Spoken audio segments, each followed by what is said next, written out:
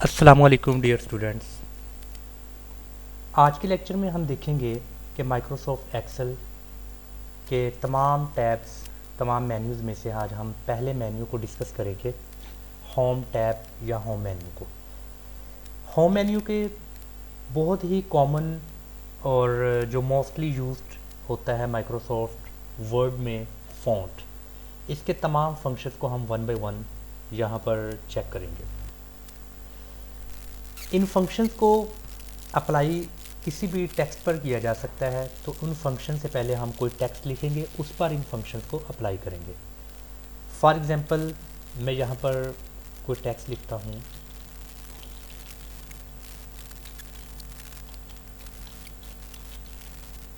International platform, मैंने कोई भी टेक्स्ट लिख दिया है। अभी ये इंटरनेशनल प्लेटफॉर्म मैंने लिखा है। अभी इस इंटरनेशनल प्लेटफॉर्म को मैं डिफरेंट फंक्शंस अप्लाई करके चेंज कर सकता हूँ। मैं चाहता हूँ कि जो मैंने इंटरनेशनल प्लेटफॉर्म लिखा है, मेरे इस टेक्स्ट का जो फ़ॉन्ट है वो चेंज हो जाए। आसान अल्फाज में मेरी इस लिखाई को मैं चेंज करना चाहता हूँ किसी और अच्छी लिखाई में। तो इसको ऐसा करने से पहले मुझे क्या करना होगा कि पहले टेक्स्ट को सिलेक्ट करना होगा।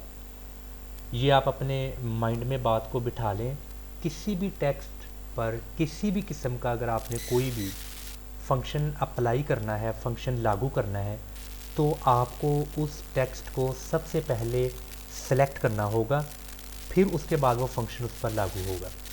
तो किसी भी टेक्स्ट को सेलेक्ट करने के 3 मेथड्स हैं। मैं आपको वन बाय वन तमाम मेथड्स बताता हूँ। सबसे पहला मेथड है कंट्रोल ए। कंट्रोल ए ये शॉर्ट की है। ए का मतलब है ऑल का जो शॉर्ट फॉर्म है वो ए। कंट्रोल ए का फ़ायदा ये होता है कि आपके पास 1 पेज है, 50 पेजेस हैं, 100 पेजेस हैं, इवन के 1000 पेजेस हैं या मोर देन 1000 पेजेस। अगर आप at a time at once एक ही वक्त में कंट्रोल ए प्रेस करते हैं, तो आपका तमाम पेजेस का जितना भी टेक्स्ट है वो सब का सब सिलेक्ट हो जाएगा। इसका फ़ायदा भी है और नुकसान तो मैं नहीं कहूँगा। अगर आपको तमाम पेजेस में से एक डिज़ायर्ड या लिमिटेड या अपनी मर्ज़ी का थोड़ा डाटा सेलेक्ट करके उस पर कोई फंक्शन अप्लाई करना होगा, तो कंट्रोल ए से फिर आप वो काम नहीं कर सकते। उसके लिए एक और मेथड है, वो मैं आपको सेलेक्ट करने का मेथड बताता हूँ।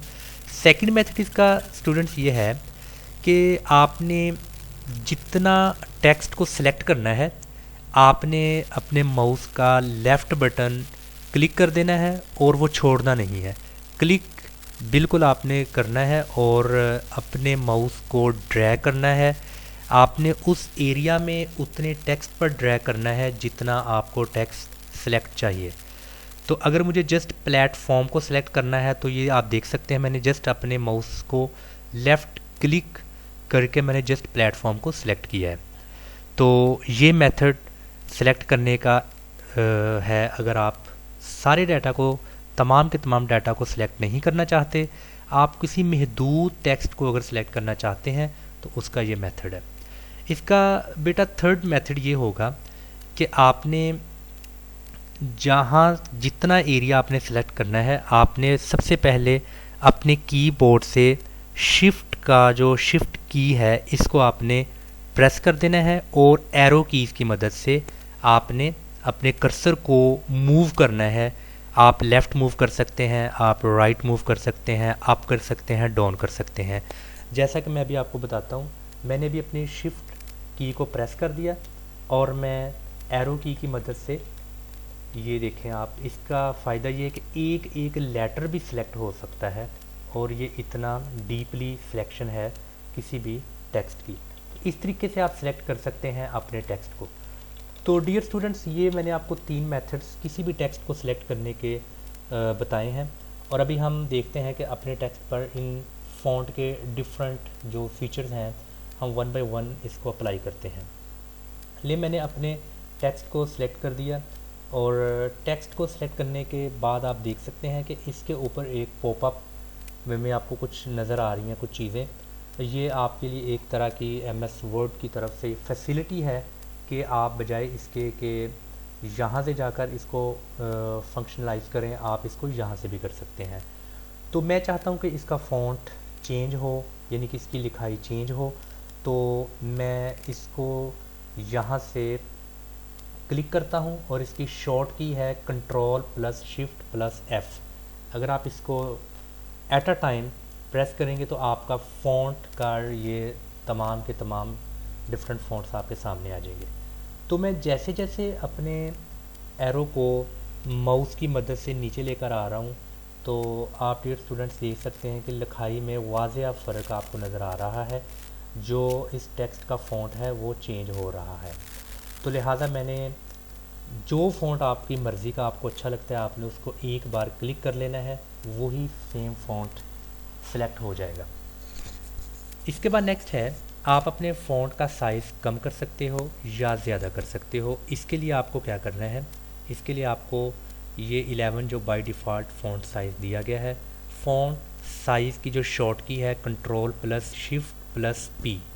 अगर आप ये एट अ टाइम तीनों कीज़ को प्रेस करेंगे तो आपके पास फ़ॉन्ट साइज़ का ये वाला ऑप्शन आ जाएगा। आप यहाँ कुछ नंबर्स देख सकते हैं। मैं जैसे जैसे असेंडिंग ऑर्डर्स की तरफ जा रहा हूँ, मीन्स के नंबर ज़्यादा की तरफ जा रहा हूँ, तो मेरा जो फ़ॉन्ट का साइज़ है वो उतना ही बड़ा होता जा रहा है। तो ये आप देख सकते हैं।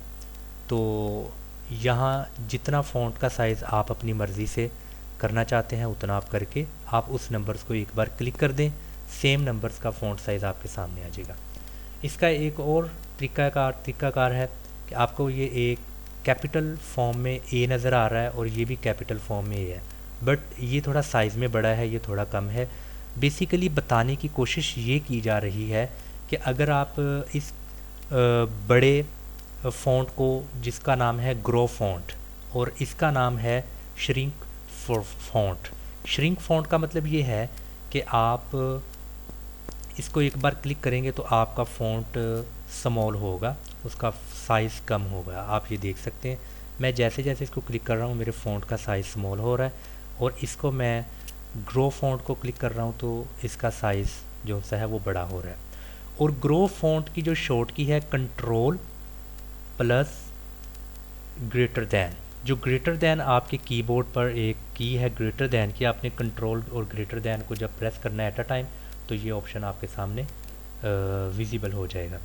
और इसी तरह जो इसके सामने नेक्स्ट है श्रिंक फ़ॉन्ट, इसकी जो शॉर्ट की है Ctrl+Than। Ctrl+Than मीन्स कि आपका फ़ॉन्ट साइज़ वो डिक्रीज़ होगा, कम होगा। तो स्टूडेंट्स आई होप कि आपको समझ आ रही है, जितने हम आसान तरीके से इसको समझने की कोशिश कर रहे हैं। नेक्स्ट है बी का मतलब ये है बोल्ड। बोल्ड मीन्स कि आपका जो फ़ॉन्ट है वो बोल्ड फॉर्म में हो जाएगा। मैं इसको एक बार बी को यहाँ पर क्लिक करता हूँ तो आप यहाँ पर देखें कि मैंने उसको बी को जब अप्लाई किया इस टेक्स्ट पर तो मेरा फ़ॉन्ट पहले बोल्ड नहीं था, मीन्स उसकी थिकनेस बहुत कम थी, बट अभी उसकी थिकनेस पहले से ज़्यादा है। अभी थोड़ा ये मेरा फ़ॉन्ट जो टेक्स्ट है ये थोड़ा मोटा हो चुका है। तो बोल्ड की जो शॉर्ट की है वो कंट्रोल बी से आप इस फंक्शन को विजिबल और अप्लाई कर सकते हैं। अगर आप चाहते हो कि ये फंक्शन मैंने अप्लाई अभी नहीं करना है तो आप इसको एक बार फिर क्लिक करेंगे तो वो अपनी असल हालत में आ जाएगा टेक्स्ट। इसके बाद डियर स्टूडेंट्स, अगर आप चाहते हैं कि आपका जो टेक्स्ट है ये थोड़ा स्टाइल में आ जाए तो आप इस बी के साथ इटैलिक का एक आपको यहाँ पर ऑप्शन दिया गया है इटैलिक। इसकी जो शॉर्ट की है कंट्रोल आई को आप एट वंस प्रेस करेंगे तो आपका ये फंक्शन एक्टिव हो जाएगा। मैं इसको एक बार क्लिक करता हूँ तो आप यहाँ पर देखें कि मैंने उसको क्लिक किया और मेरा जो टेक्स्ट है वो यहाँ पर इटैलिक फॉर्म में चेंज हो चुका है और यहाँ पर काफ़ी खूबसूरत पहले से लग रहा है। अगर आप इस फंक्शन को ख़त्म करना चाहते हैं तो दोबारा इसको क्लिक करें, फंक्शन पहले ओरिजिनल फॉर्म में आ जाएगा। इसके बाद डियर स्टूडेंट्स, अगर आप इसको अंडरलाइन करना चाहते हैं तो इसके साथ ये यू का एक आपके पास ऑप्शन है, यू शॉर्ट फॉर्म है अंडरलाइन की। तो अगर आप इसको शॉर्ट की मदद से अप्लाई करना चाहते हैं तो कंट्रोल यू इसकी शॉर्ट की है। आप इसको एक बार क्लिक करेंगे तो आपने जो भी टेक्स्ट को सिलेक्ट किया था उतने टेक्स्ट पर आप अंडरलाइन ये देख सकते हैं। इस अंडरलाइन की डिफरेंट फॉर्म्स हैं, वो डिफरेंट फॉर्म्स इस अंडरलाइन की, आप इस यू के साथ ये एक ऑप्शन है, इसको एक बार क्लिक करें। यहाँ पर डिफरेंट स्टाइल्स की अंडरलाइन है, ये डबल अंडरलाइन है और ये वाली थिक अंडरलाइन मीन्स कि ये उससे ज़्यादा थोड़ी मोटी है, ये है डॉटेड अंडरलाइन। इसी तरह ये डिफरेंट अंडरलाइंस के कुछ स्टाइल्स हैं, इनमें से जो आपको ज़्यादा पसंद है वो आप उसको एक बार सेलेक्ट करके प्रेस कर सकते हैं अपना लेफ़्ट बटन माउस का।